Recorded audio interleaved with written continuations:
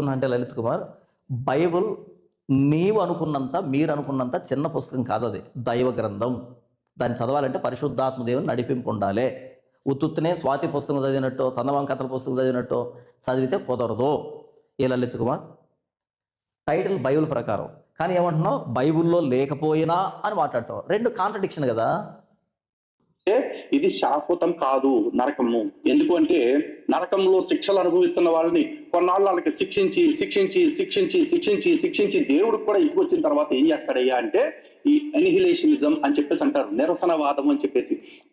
దేవుడు అంట నరకంలో శిక్షించి శిక్షించి శిక్షించి ఈ అనిహిలేషన్ అనేటువంటి ప్రాసెస్ చేస్తాడంట. అది బైబుల్లో లేదు. బైబుల్లో లేని దాన్ని పట్టుకొచ్చి బైబుల్ ప్రకారం నిత్య స్వర్గం నిత్య నరకం అంత అబద్ధం అని రాశాడు. ఈ వీడియో అబద్ధం. లలిత్ కుమార్ చెప్పిన ప్రతి మాట అబద్ధం.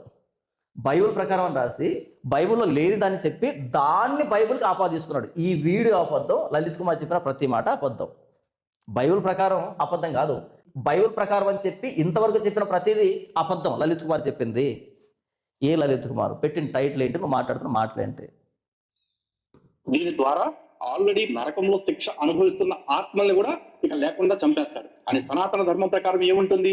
నైనం చిందంతి మరలా సనాతన ధర్మం ప్రాణి నైనం దహతి పావక నైనం క్లేదయంతి అపో న శోషయతి మారుత అని చెప్పేసి చెప్తారు. అంటే ఆత్మని ఎవ్వరూ ఏమీ చేయలేరు, ఆత్మని చంపలేరు, ఆత్మకి చావు లేదు, ఆత్మ శాశ్వతము. ఇదే కదా బైబిల్ చెప్పింది కూడా. అగ్ని ఆరదు పురుగు చావదు, అగ్ని ఆరదు పురుగు చావదు అంటే దాని అర్థం ఏంటి?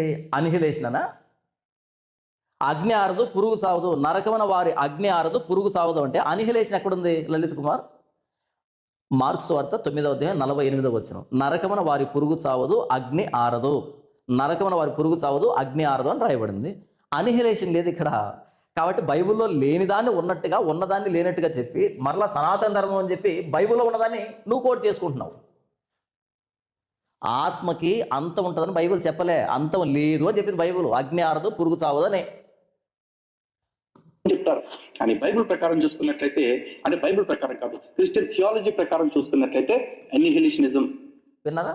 బైబిల్ ప్రకారం చూసుకున్నట్టయితే, బైబిల్ ప్రకారం కాదు క్రిస్టియన్ థియాలజీ ప్రకారం చూసుకున్నట్టయితే అంటున్నాడు. టైటిల్ ఏం పెట్టాడు? బైబిల్ ప్రకారం.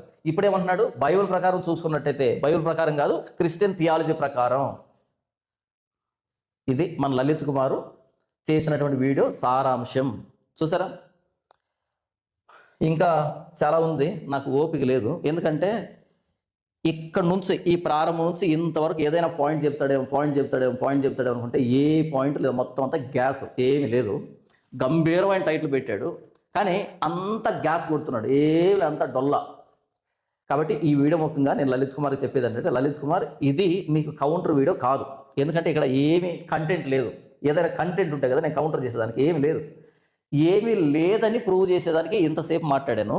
ఇకపోతే బైబిల్ పట్ల నీకు ఎలాంటి అవగాహన లేదు, ఏదో ChatGPTలో కొన్ని రెఫరెన్స్లు తీసుకొని దానికి వ్యంగ్యాన్ని వెటకారాన్ని జోడించి మాస్ ఆడియన్స్ని ఎంటర్టైన్ చేసేదానికి, తద్వారా యూట్యూబ్లో వచ్చేటువంటి కొంచెం రెవెన్యూ, సబ్స్క్రిప్షను, ఆ ఫండ్ రైజింగ్ కార్యక్రమం కోసం క్రైస్తవులు ప్రొవోక్ చేసేదానికి, సర్క్యులేషన్ కోసం మాత్రమే ఈ వీడియో చేసావన్నది నాకు తెలుసు, నీకు తెలుసు. ఒకవేళ ఇక మీదట ఏదైనా బైబిల్ మీద వీడియో చేయాలంటే లలిత్ కుమార్ ప్రిపేర్ అవ్వు, హోంవర్క్ చేయి, కొంచెం కసరత్తు చేయి. ఒక సాలిడ్ కంటెంట్ ఏదైనా ఉంటే డెఫినెట్గా వీడియో చేయి. బైబిల్ మీద వీడియో మాట్లాడొద్దని మేము కోరుకోవట్లేదు. బైబిల్ మీద బోల్డ్ అని వీడియోలు చేయాలి. ప్రతి వీడియోని మేము కౌంటర్ చేయాలి. కాకపోతే ఇంతసేపు ఏ కంటెంట్ లేదు, మొత్తం అంతా గ్యాసే. కాబట్టి ఇది నీకు కౌంటర్ వీడియో కాదు. కౌంటర్ వీడియో చెయ్యి ఈసారి అని చెప్పేటువంటి వీడియో ఇది. ఈసారి నిజంగా కౌంటర్ వీడియో చేయి, దానికి రీకౌంటర్ మేము ఇవ్వడానికి సిద్ధంగా ఉంటాం. అంతేగాని ఇలాంటి గ్యాస్ వీడియోలు చేస్తే ఊరికే మాకు టైం వేస్ట్, నీకు టైం వేస్ట్, చూసే వాళ్ళకి టైం వేస్ట్.